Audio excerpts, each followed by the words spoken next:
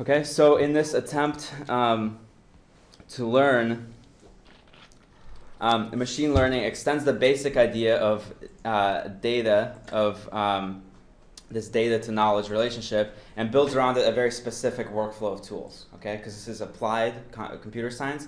We want to take this diagram and actually figure out how to make the computer go through this process. If we now replace knowledge with prediction, how do we go from data to prediction through algorithm, through computer science? Okay, so basically develop this fundamental structure of a computer learning algorithm.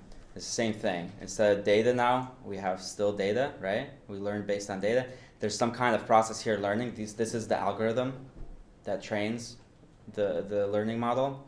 And then in the end, we have a prediction model.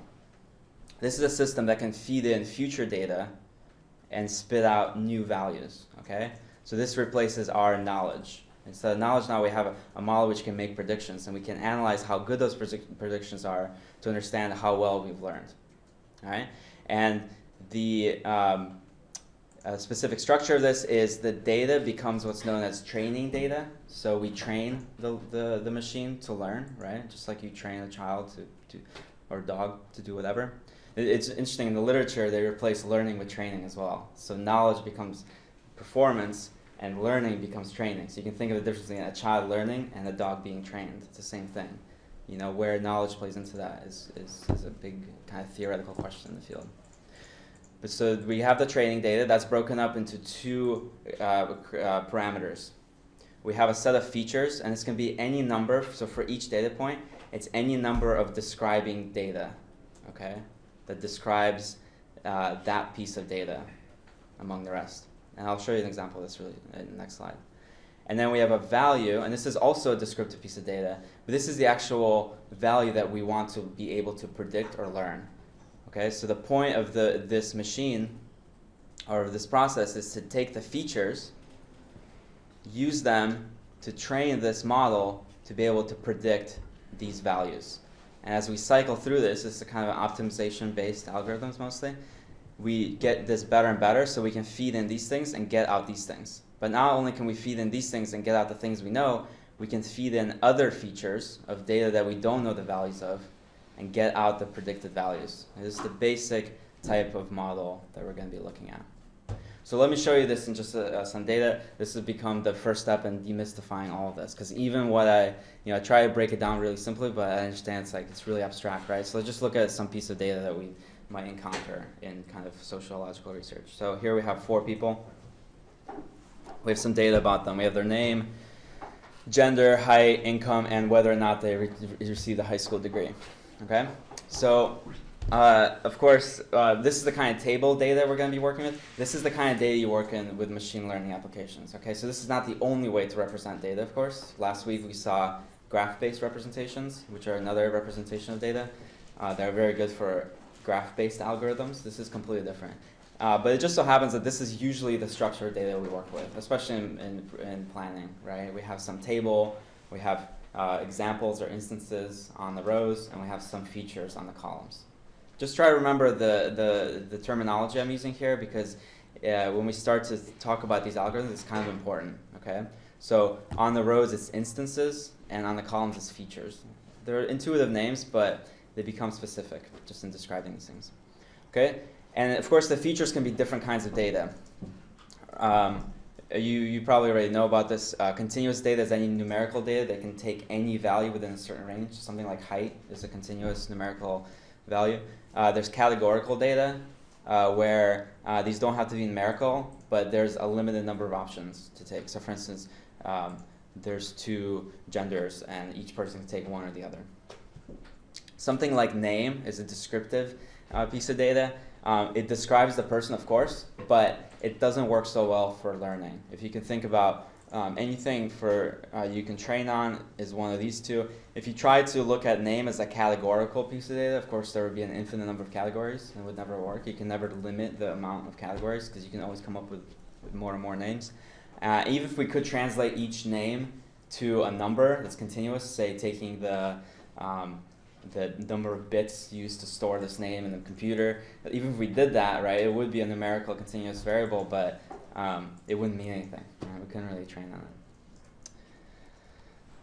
So the data that you use, how the data breaks down between features and values, right? So remember this, there's features that can be any number of descriptors, and there's a value. The way this breaks down is really depending on what you want to learn. It's up to you, okay? So here we have this just data set of about people, and here I'll just present 2 learning problems, and you'll see how we adjust our training set versus our value dependingly, okay? So problem 1, we want to predict the income. When we look at this data set, we have the income, that becomes our value, that thing that we want to learn. And we have some amount of descriptors or features that describe each data point or each instance. So here we might choose gender and height, and we want to see how they can predict the income of the individual. With the idea that potentially we have the gender and height for a lot of people, but we only have the income for some of them, so we want to use the incomes we know to predict the ones we don't know. Okay? It's really all about the setup. This is just one implementation. Okay, another implementation might be we want to predict whether any given person will earn a high school degree, and we know their gender, heights, and incomes. Okay, this is a completely fair training exercise for this set of data. But you can see now we have 3 features and we have 1 value. You're always going to have 1 value to train on. In the way this is represented in the literature, small y is an array, right? But it's a 1-dimensional array. There's all instances, but they all have 1 value, and it's represented by small y.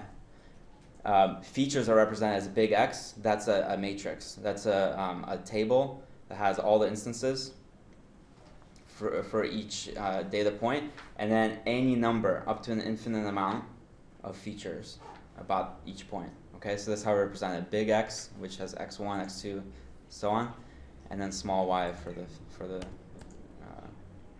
values. Okay. So now we have a table 3 by 4, and the dimension in the y will always be the same between big X, the feature matrix, and small y, the value array. Okay, does that make sense? It's not super important for this class to know that, but when you start to do these things in Python, it's really convenient to know this kind of nomenclature, because when you look at the help documentation, all these libraries are written by machine learning professionals, so they all use this nomenclature. Okay, so you might have seen these tags down here. We had 2 problems, right? The one was trying to predict income. The other one was trying to predict high school degree. In this case, we were trying to predict a continuous value, right? A continuous numerical value. When you try to predict numerical values, that's called regression. It's just nomenclature, but it's going to help us look at all the different algorithms that we can use. So that's regression, and it's very similar to what you know about regression from basic statistics and urban planning. Okay, linear regression, best fit line, is the same exact thing. Anytime you try to predict a continuous variable, like what price something is, you're going to be doing regression. When you try to predict a categorical value, so here there's 2 options. You either earned or didn't earn a high school degree. That's called classification. And it's pretty intuitive, but these are specific names that algorithms are named after. Okay, and here's our basic model again of learning, and this is the supervised learning model. And this is the model that we've dealt with so far. So we have features and we have values, okay? And then based on that model, we can take new features and derive the values of those features, okay? And this kind of learning is called supervised learning. You have the values here as part of the process. And it's called supervised learning because the data we know basically supervises the algorithm and tells it how to get better. The model is always looking back at the values to see how good am I doing? How close am I getting to representing this data? So it's a supervised approach. This is also the most common type of machine learning.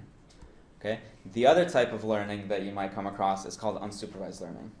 This isn't as important to our class. A lot of the data we have has this structure of we already know some data points about what we want to learn. There's another kind called unsupervised learning where you actually, the training data doesn't have the information you want to know. Okay? So the model is trained purely on feature data, and it actually derives the value on its own. It's a little bit abstract, but you can basically think of this as clustering. Okay? If you have a bunch of data and you want to say, give me 3 clusters of this data, 3 different groups, and each group is more like itself than any of the other groups.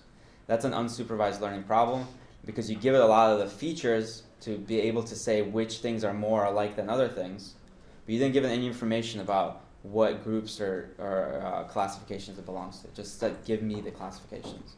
Okay, it's the basic kind of unsupervised setup.